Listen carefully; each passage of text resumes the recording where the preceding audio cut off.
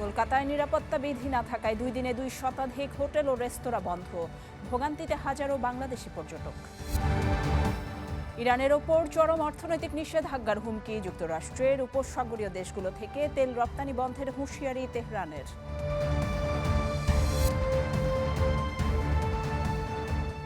আমন্ত্রণ world news টুডেতে, আপনাদের সাথে আছি আমি ফারজানা নিশি। এবার পুরো খবরে যাব। কলকাতার মিনি বাংলাদেশ খ্যাত নিউ মার্কেট এলাকায় চলছে কঠোর অভিযান। নিরাপত্তা বিধি না থাকায় মাত্র 48 ঘন্টার ব্যবধানে বন্ধ করে দেওয়া হয়েছে 2 শতাধিক হোটেল এবং রেস্তোরাঁ। এতে সেখানে অবস্থানরত হাজার হাজার বাংলাদেশি পর্যটক পড়েছেন চরম বিপাকে। শুভজিৎ পুততুণ্ডের তথ্য এবং চিত্রে ডেস্ক রিপোর্ট দেখুন। ভারতের কলকাতার মিনি বাংলাদেশ খ্যাত নিউ মার্কেট এলাকায় নেমে এসেছে চরম স্থবিরতা। অগ্নি নিরাপত্তা বিধি না থাকায় মাত্র 48 ঘন্টার ব্যবধানে বন্ধ করে দেওয়া হয়েছে 2 শতাধিক হোটেল ও রেস্তোরাঁ। এতে সেখানে অবস্থানরত হাজার হাজার বাংলাদেশি পর্যটক পড়েছেন চরম বিপাকে।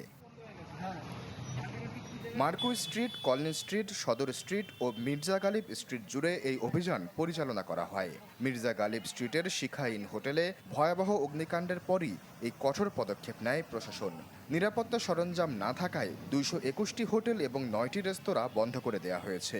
একই সাথে বিচ্ছিন্ন করা হয়েছে বেশ কয়েকটি হোটেলের বিদ্যুৎ সংযোগ। পর্যটক সুরক্ষায় জিরো টলারেন্স অবস্থান নেয়ার ঘোষণা দিয়েছে সরকার। হোটেলগুলোর সুরক্ষাবিধি পর্যালোচনায় 4 বিভাগের যৌথ তদন্ত কমিটি গঠন করা হয়েছে। কলকাতা পুলিশ, পৌরসভা, দমকল ও বিদ্যুৎ বিভাগ এই কমিটিতে কাজ করছে। পুরো কলকাতায় 3,500-এর বেশি হোটেল পরীক্ষা করা হবে। নিউ মার্কেট এলাকায় অভিযানে সরাসরি অংশ নিয়েছেন উপমুখ্যমন্ত্রী অগ্নিমিত্রা পাল। প্রশাসনের এই কড়াকড়িতে সবচেয়ে বেশি ক্ষতিগ্রস্ত হয়েছেন বাংলাদেশি পর্যটকরা। বর্তমানে কলকাতায় প্রায় 11,000 বাংলাদেশি পর্যটক রয়েছেন। এর মধ্যে শুধু নিউ মার্কেট এলাকাতেই আছেন প্রায় 7,000 পর্যটক। হঠাৎ হোটেল বন্ধ হয়ে যাওয়ায় অনেকেই থাকার জায়গা পাচ্ছেন না। হোটেল ছেড়ে দিয়া আরেকখানে যাবো, চিকিৎসা করব, কোথায় যাব, কিভাবে যাব, ব্যাগ ট্যাগ লইয়া খুব টেনশনে আছি। এখানে এসে যদি আমার থাকার প্রবলেম হয়, চলাফেরার প্রবলেম হয়, তো সেক্ষেত্রে তো এখানে আর আসবো না। আপনারা সইয়া যান, আমার তো সই যাওয়া না, কই যাবো খারাপও পারি না। যদি লোক আসতো, বাইরে থেকে লোক আসতো, দুটো ভাড়া মারতাম, তাহলে খরচা হতো, তাহলে পয়সা ইনকাম হতো, তাহলে সংসার চলবে। তো সেইটা তো হচ্ছে না আমাদের। পরিস্থিতি সামাল দিতে অনেকে নির্ধারিত সময়ের আগেই দেশে ফেরার সিদ্ধান্ত নিচ্ছেন। কেউ কেউ বাধ্য হয়ে খুঁজে বেড়াচ্ছেন নতুন হোটেল। এই সুযোগে দালাল চক্রের তৎপরতা বেড়ে গেছে। অনেক ক্ষেত্রে হোটেল ভাড়া বাড়িয়ে 1.5 থেকে দ্বিগুণ করা হয়েছে। কোনো কোনো জায়গায় 3 গুণ পর্যন্ত ভাড়া দাবি করা হচ্ছে বলেও অভিযোগ ওঠে। আমরা এখানে আসার পরে আমাদের এত টাকা পয়সা নষ্ট করে আমরা এখানে কোনো হোটেল পাচ্ছি না, ভালো মতো খাবারের দোকান পাচ্ছি না, আমরা কোথায় যাবো এখন? ব্যবসা অবস্থা খারাপ, টোটাল হোটেল বন্ধ করে দিয়েছে। আগুন লেগেছে কি মার্ক ওই দিকে ফায়ার ব্রিগেডের দিকে, আর আমাদের পেটে লাত মেরে দিয়েছে। হোটেল পাচ্ছে না ঠিক মতন, তারপরে দাম দ্বিগুণ তিগুণ। তারা নিজের থেকে নিজের মধ্যেই একটু দুর্বলতা ভাব যে আমরা এখানে কোথায় আসলাম। এমন পরিস্থিতিতে ক্ষোভ প্রকাশ করেছেন সাধারণ পর্যটকরা। পাশাপাশি উদ্বেগ তৈরি হয়েছে স্থানীয় ব্যবসায়ী মহলেও। নিউ মার্কেটের অর্থনীতি মূলত বাংলাদেশি পর্যটকদের ওপর নির্ভর করে গড়ে উঠেছে। ট্রান্সপোর্ট, কেনাকাটা এবং খাবারের ব্যবসায় নতুন করে মন্দার আশঙ্কা তৈরি হয়েছে।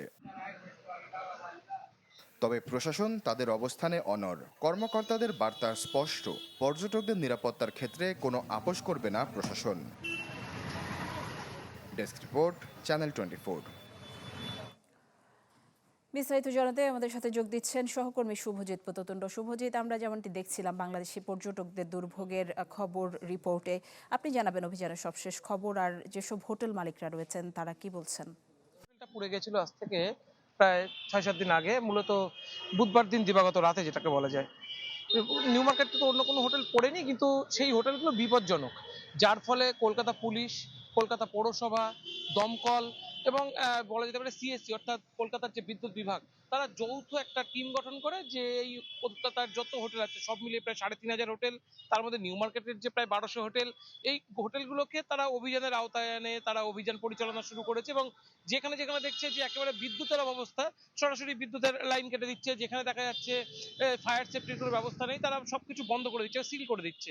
কিন্তু যেগুলোর অনেক কাগজপত্র আছে সেগুলোর ক্ষেত্রেও বন্ধ করা হচ্ছে, কারণ তারা বলছে যে সমস্ত ডকুমেন্টগুলো তাদের কাছে এই মুহূর্তে রয়েছে সেই ডকুমেন্ট নিয়ে তারা এই যে কমিটি গঠন করা হয়েছে তাদের একটা আলাদা করে টিম তারা বসছে কলকাতা পৌরসভায়, সেখানে সেই ডকুমেন্ট নিয়ে তারা হাজির হোক, তারা তাদের বৈধতার প্রমাণ দিক এবং বৈধতার প্রমাণ দিয়ে ছাড়পত্র, লিখিত ছাড়পত্র নিয়ে যাক, সেই ছাড়পত্র নিয়ে তারা হোটেল খুলুক। কিন্তু এটা এমন ব্যবস্থার মাধ্যমে করা হচ্ছে, এই ব্যবস্থাটা দুর্যোগ ডেকে এনেছে বাংলাদেশিদের মধ্যে। কারণ একবারে মিনি বাংলাদেশ আমরা এই নিউ মার্কেট এলাকাটাকে বলা হয়, গোটা কলকাতার মানুষ জানে। এবং এই এলাকায় সব মিলিয়ে প্রায় 5 থেকে 7 হাজার বাংলাদেশি নাগরিক ইতিমধ্যে রয়েছে, যাদের অনেকে ক্যান্সারের পেশেন্ট, অনেকে বিভিন্ন জায়গা থেকে এসেছে, বিভিন্ন ভাবে তারা বিভিন্ন রোগী। আজকে দেখছিলাম একজন বৃদ্ধার মহিলা, তিনি হাঁটতে পারছেন না, দাঁড়াতে পারছেন না, কিন্তু হোটেল থেকে তাকে বার করে দেওয়া হয়েছে এক প্রকার, কারণ হোটেল মালিকদের কাছে কিছু করার নেই। কিছুক্ষণ পরেই সেখানে বলা হয়েছিল 10টার পরে সেখানে অভিযানের টিম আসবে, তারা এই মুহূর্তে তালাতলার দিকে অভিযান চালাচ্ছে এবং তারা যদি চলে আসে, তারা যদি দেখে হোটেল মালিকরা কোনো গেস্ট রেখে দিয়েছে, হয়তো তাদের উপরে ফাইন আরোপ করে দেবে বা সরাসরি সিল করে দেবে। এই টোটাল বিপত্তির যেরকম ভাবে মালিকদের, সেরকম ভাবে দুর্ভোগ হচ্ছে বাংলাদেশের, কারণ বাংলাদেশের কাছে আগাম কোনো খবর নেই। যে বাস কাউন্টার গুলো এখানে রয়েছে, শ্যামলী, গ্রিন লাইন, বিভিন্ন বাস কাউন্টার, তারা বলছে বর্ডার থেকে কিন্তু আগে যেখানে সপ্তাহে তারা একটা বাস চালাতেন, এখন তো প্রতিদিন 3-4টে বাস চালাচ্ছেন, টুরিস্টের পরিমাণ বেড়েছে। কিন্তু টুরিস্টরা যখন কলকাতায় এসে নামছে, সে সময় তাদের কাছে হোটেল পাওয়া যাচ্ছে না, বিকল্প নেই। ফলে এরা কোথায় যাচ্ছে, শহরতলির বিভিন্ন দিকে ছড়িয়ে যাচ্ছে, কিন্তু শহরতলির প্রত্যেক হোটেলেই তো এই ধরনের একটা করে নোটিশ যাচ্ছে। ফলে তারাও কিন্তু রাখতে ভয় পাচ্ছে যে আলটিমেটলি তারা রাখবে কিনা, বা তাদের বৈধতা নিয়ে কিন্তু যদি প্রশ্ন ওঠে তারা কোথায় যাবে। আর এই সব কিছু যদি ভারতীয় এবং প্রবাসী ভারতীয়রাও যেরকম এখানে এসে সমস্যায় পড়ছে, বাংলাদেশিরা সবচেয়ে বিপাকে পড়ছে। কিছুদিন আগেই এই পার্কস্ট্রিট থানার ওসি তিনি কিন্তু বলছিলেন যারা আসে তাদের কোনো সহায় সম্বল নেই। তাহলে একটা নোটিশ জারি করা উচিত ছিল, বা বাংলাদেশিদের জন্য আগাম একটা নোটিশ। বারবার হোটেল মালিকরাও বলছে যে তাদের একটা প্রথম থেকে যদি 1 মাসের উইন্ডো দেওয়া হতো, 1 মাসের মধ্যে তারা অন্তত তাদের যারা নিয়মিত কাস্টমার, তাদের অন্তত যারা বুকিং করে আসছে, তাদের বলে দিতে পারতেন। কিন্তু এই মুহূর্তে তারাও অসহায়, তাদের যাওয়ার জায়গা নেই বা তাদের বলার জায়গা নেই। প্রশাসনের কাছে তারা আর্জি জানাচ্ছে, কিছু ক্ষেত্রে বলা হচ্ছে তারা হাইকোর্টে যেতে পারে এবং হাইকোর্টে তারা একটা স্টে নিয়ে আসতে পারে এই সিদ্ধান্তের বিরুদ্ধে। কিন্তু হোটেল অ্যাসোসিয়েশন এখনো পূর্ণাঙ্গ কোনো সিদ্ধান্ত নেয়নি। হয়তো আজকে সন্ধ্যাবেলা একটা বৈঠক হতে পারে, তারপরে তো তাদেরও কিছু সিদ্ধান্তের কথা সামনে আসতে পারে।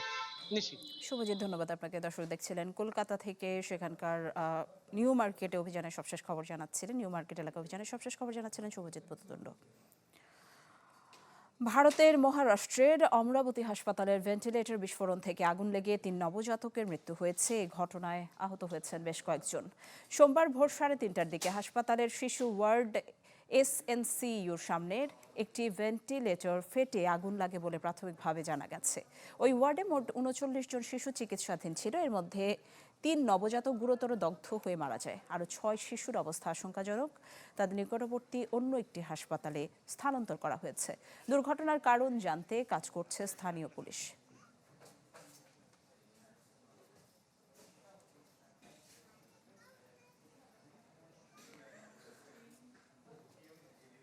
পর্তুগালে ফের বাংলাদেশের মৃত্যু। সবশেষ লিসবনের একটি হাসপাতালে চিকিৎসাধীন অবস্থায় মারা গেছেন জুনায়েদ আলী নামের এক তরুণ। এর আগে 15 দিনের ব্যবধানে অন্তত 4 বাংলাদেশের মৃত্যুর খবর পাওয়া গেছে।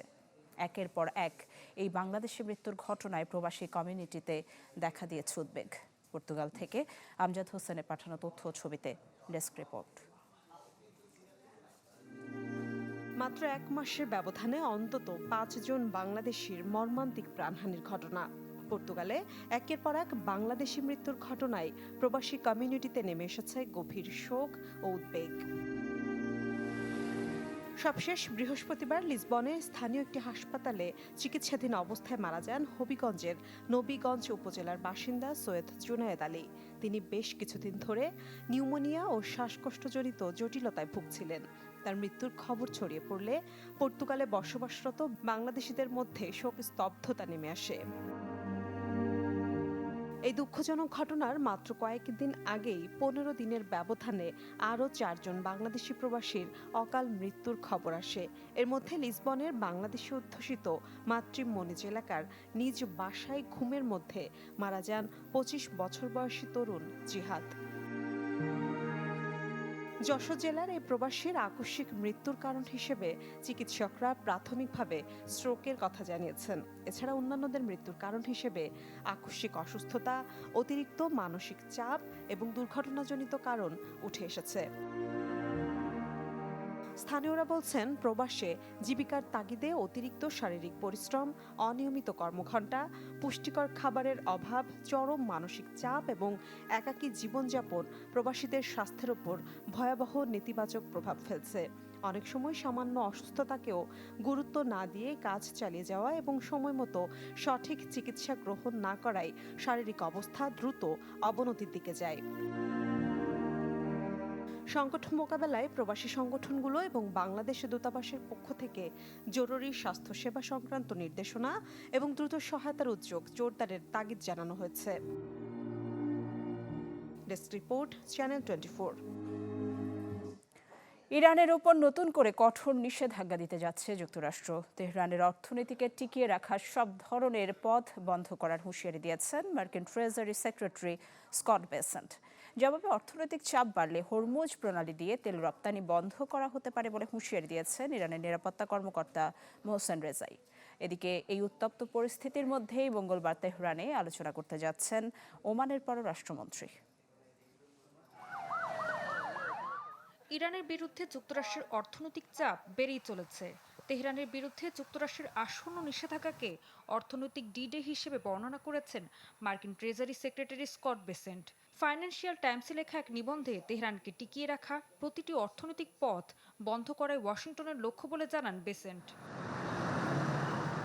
ইরানের সাথে এই নিষেধাজ্ঞার আওতায় আসতে পারে তাদের সাথে ব্যবসা করা দেশ ও প্রতিষ্ঠানও।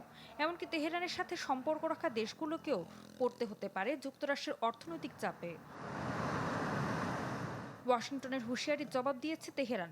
অর্থনৈতিক যুদ্ধ চললে পারস্য উপসাগর ও হরমুজ প্রণালী দিয়ে কোনো তেলই রপ্তানি হতে দেয়া হবে না বলে পাল্টা হুঁশিয়ারি দিয়েছেন ইরানের সুপ্রিম ন্যাশনাল সিকিউরিটি কাউন্সিলের সচিব মোহসেন রেজাই। আর মার্কিন নিষেধাজ্ঞায় কোনো দেশের সমর্থনকে যুদ্ধের কর্মকাণ্ড হিসেবে বিবেচনা করা হবে বলে জানান তিনি।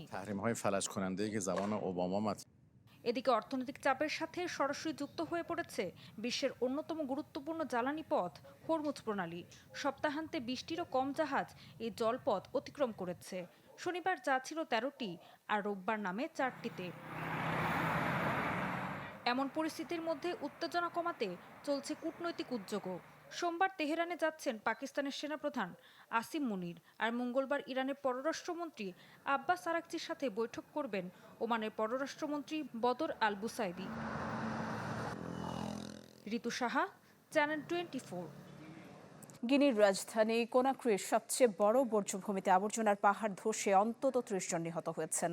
স্থানীয় সময় রোববার ভারী বৃষ্টির পর আবর্জনার স্তূপ ধসে পড়লে আশপাশের কয়েকটি ঘর চাপা পড়ে। এ ঘটনায় আরও 6 জন গুরুতর আহত হয়েছেন। নিখোঁজদের সন্ধানে উদ্ধার অভিযান চলছে। কর্তৃপক্ষ জানিয়েছে দুর্ঘটনার দিনই বর্জ্যভূমিটি বন্ধ করার কথা ছিল। আশপাশের বাসিন্দাদের সরিয়ে নেওয়ার নোটিশ দেওয়া হলেও অনেকেই সেখানে অবস্থান করছিলেন।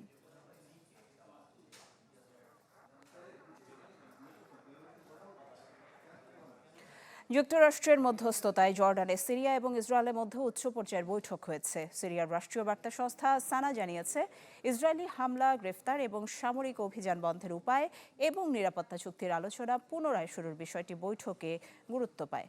এছাড়া 2024 সালের ডিসেম্বরে বাশার আল আসাদ সরকারের পতনের পর ইসরায়েল যেসব এলাকা দখল করেছে সেখান থেকে সেনা প্রত্যাহার এবং 1974 সালে যুদ্ধবিরতি চুক্তি পুনর্বহালের দাবি জানিয়েছে সিরিয়া। তবে ইসরায়েল এখনও এই বিষয়ে কোনো মন্তব্য করেনি। বৈঠকে ইসরায়েল এবং তুরস্কের বিরোধ যেন সিরিয়ার ভূখণ্ডে ছড়িয়ে না পড়ে সে বিষয়েও আলোচনা হয়েছে। যুক্তরাষ্ট্র 1 বছরের বেশি সময় ধরে দুই দেশের মধ্যে একটি নিরাপত্তা চুক্তিতে পৌঁছানোর চেষ্টা করছে।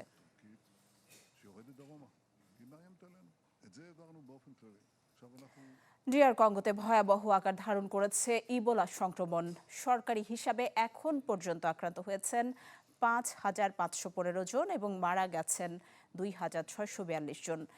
ইতুরি ও নর্থ কিভু প্রদেশে নতুন করে শনাক্ত হয়েছে 51টি সংক্রমণ। দেশটিতে এটি 17তম ইবোলা প্রাদুর্ভাব। আক্রান্তদের মধ্যে মৃত্যুর হার বেড়ে প্রায় 48% দাঁড়িয়েছে। একই সঙ্গে আক্রান্ত হয়েছেন প্রায় 160 জন স্বাস্থ্যকর্মী, যাদের মধ্যে মারা গেছেন 45 জন। সংক্রমণ ঠেকাতে 70,000 ডোজ ইবোলা টিকা দেওয়ার প্রতিশ্রুতি দিয়েছে বিশ্ব স্বাস্থ্য সংস্থা WHO। এর মধ্যে 16,250 ডোজ টিকা ডিআরসিতে পৌঁছেছে। এদিকে ইবোলা মোকাবিলায় আন্তর্জাতিক সহায়তার আহ্বান জানিয়েছেন পোপ লিও। তিনি স্থানীয় জনগোষ্ঠীকে সম্পৃক্ত করে দ্রুত পদক্ষেপ নেওয়ার আহ্বান জানান। জলবায়ু পরিবর্তনের ভয়াবহ রূপ দেখছে ইউরোপ। একদিকে যখন তীব্র দাবানলে পড়ছে, ঠিক তখনই অন্যদিকে ভাসছে বন্যায়। সার্বিয়া, বসনিয়া থেকে শুরু করে স্পেন, সবখানে চরম বৈরী আবহাওয়ার শিকার সাধারণ মানুষ। ঘরবাড়ি ছেড়ে নিরাপদ আশ্রয়ে ছুটছেন হাজার হাজার অধিবাসী এবং পর্যটক।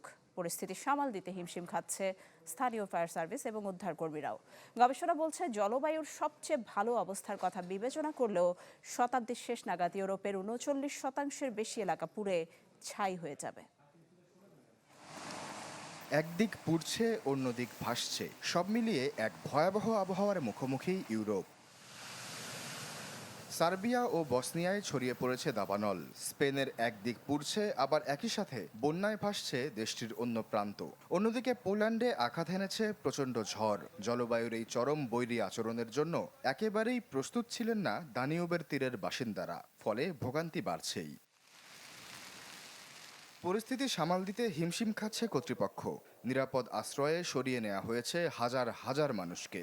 অগ্নি নির্বাপন কর্মীরা আগুন, বন্যা ও বিদ্যুৎ বিভ্রাটের মতো কঠিন পরিস্থিতি মোকাবেলা করছেন।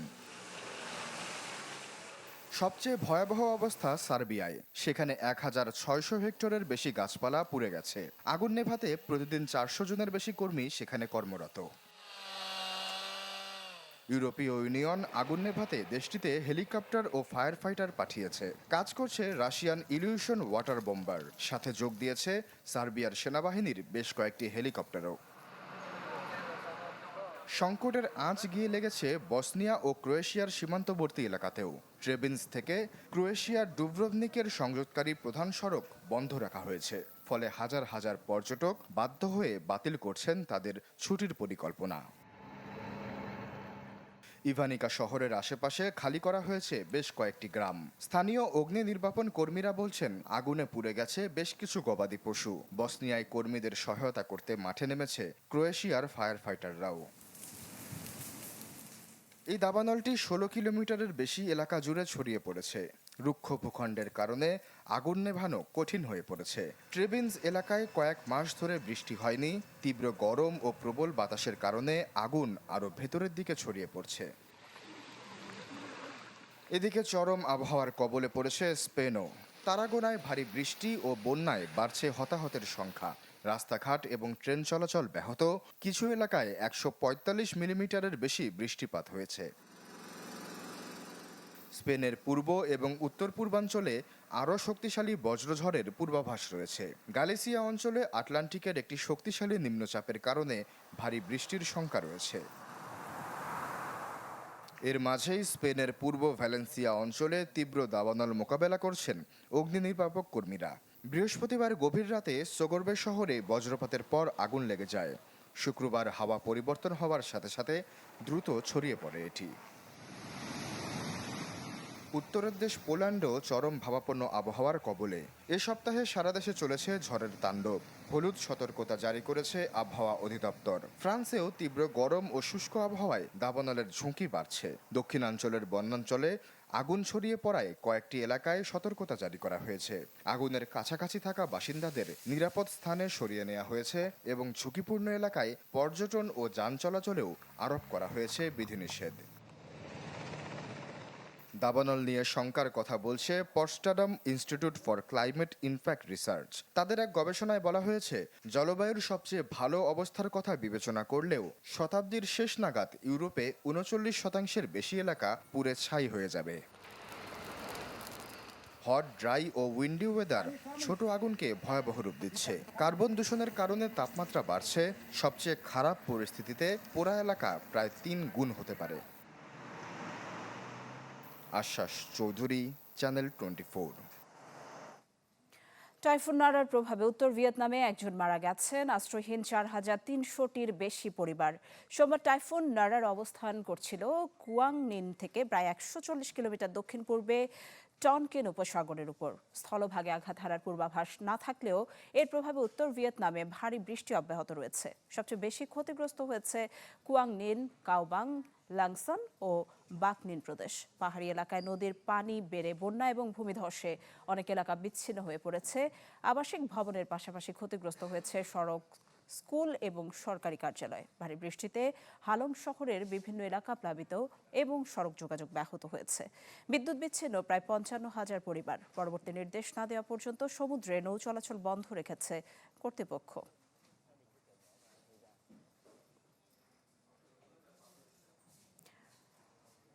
বিশ্বজুড়ে বাড়ছে খাদ্য সংকটের শঙ্কা। কৃষ্ণ সাগরে রাশিয়ার অবরোধে থমকে গেছে ইউক্রেনের শস্য রপ্তানি।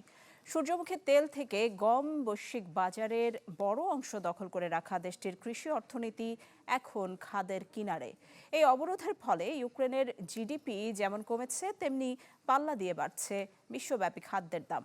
কেবল ইউক্রেন নয়, এই সংকটের প্রভাব পড়ছে রাশিয়ার নিজস্ব রপ্তানিতেও।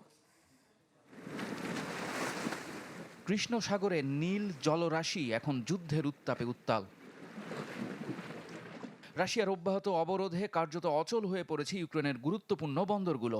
গত জুন থেকে অন্তত 50টি কার্গো জাহাজে হামলা চালিয়েছে রুশ বাহিনী।